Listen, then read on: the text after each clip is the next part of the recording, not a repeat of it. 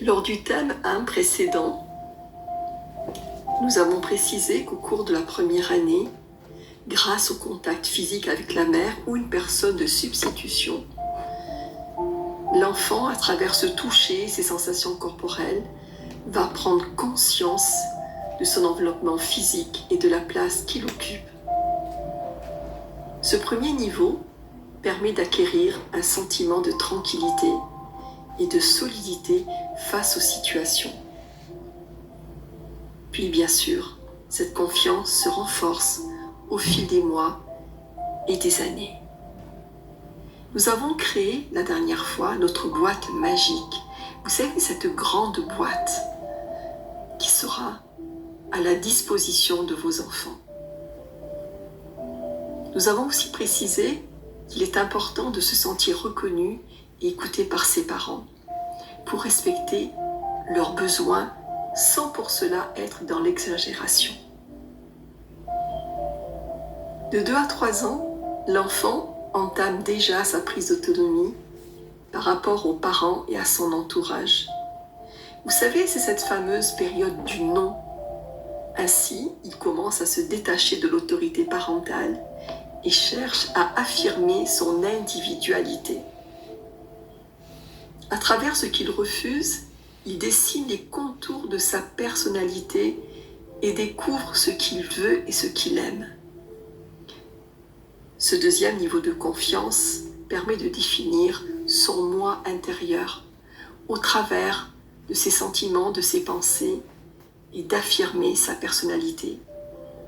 C'est lui qui guide ensuite nos choix, nos décisions et nos envies.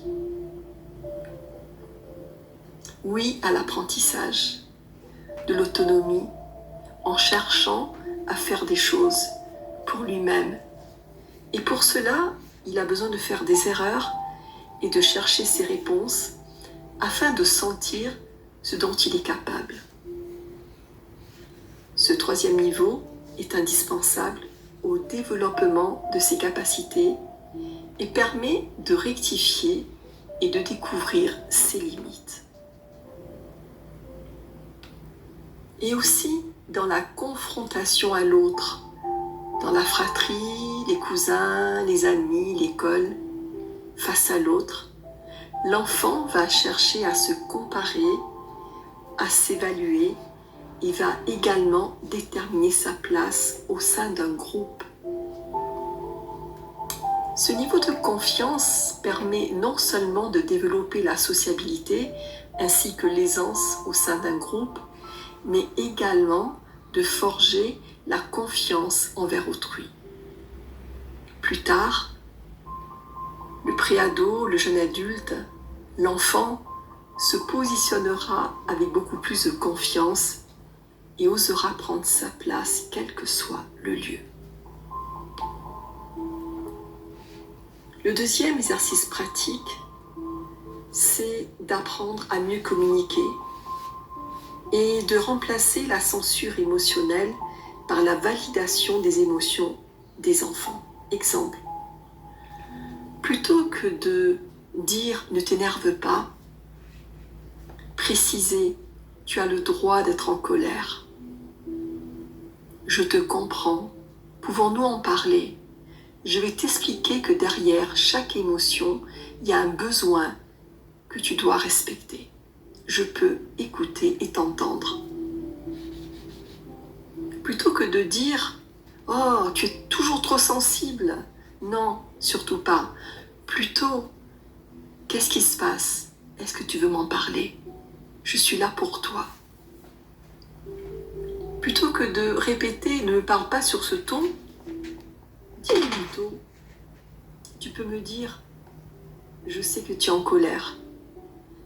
Nous pouvons en parler, je vois que tu es déçu, fâché, triste. De quoi as-tu besoin ? Qu'est-ce qui se passe ? Plutôt que de dire « arrête ça tout de suite », dire plutôt « si tu as besoin d'attirer mon attention, tu peux tout simplement me dire « maman, papa, j'ai envie de jouer avec toi ». Plutôt que de répéter souvent, et je l'entends souvent, en consultation, surtout ne pleure pas. Un garçon ne pleure pas. Dire plutôt, je sais, parfois les choses sont vraiment injustes. Je l'entends et je te comprends. Qu'est-ce qui se passe? Tu as le droit de pleurer. Et ensuite, quand tu le décideras, nous pourrons parler. Puis, à ce moment-là, à vous de vous asseoir à côté de l'enfant, peut-être dans le silence. Peut-être pour vous familiariser avec certains jeux, pour ensuite avoir certaines informations. Parlez-lui d'une voix calme et douce, en utilisant les mots que l'enfant peut comprendre. Répétez que vous vous occupez toujours de lui et que vous continuerez à le faire. Et réconfortez-le avec des mots doux et simples, et aussi tout simplement en étant présent. Puis encouragez vos enfants à avoir des moments de tranquillité et de silence. Puis à exprimer leurs sentiments par l'écriture, le dessin, la musique, qui sait. Et profitez-en pour ouvrir la boîte magique. Rappelez-vous cette fameuse boîte que nous avons évoquée lors du premier thème.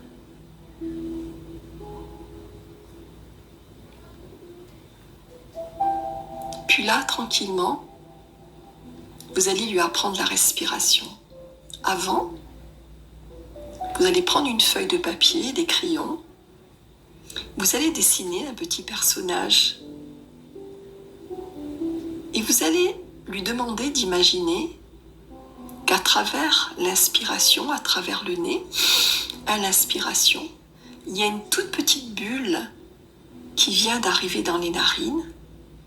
Et demander à l'enfant de se concentrer sur le trajet que cette petite bulle va effectuer. Puis embarquez-vous avec cette petite bulle. Quelles sont les sensations à travers le nez à l'inspire? Puis ensuite, prendre conscience des sensations dans la tête, dans le corps tout entier. Et aussi, lorsque cette petite bulle d'air ressort à l'expire. Et pour cela, vous allez l'aider à mettre la main sur le ventre, gonfler ce ventre comme un ballon à l'inspire, et à l'expire, tout doucement, laisser cette petite bulle faire son trajet. Voilà, tranquillement. Et quand cette petite bulle a fait son chemin, vous allez retrouver le dessin. Il y avait des dessins de couleurs, des crayons de couleurs. Vous allez lui demander d'indiquer dans quelle partie du corps l'enfant a senti la présence de la respiration de ces toutes petites bulles. Bonne découverte.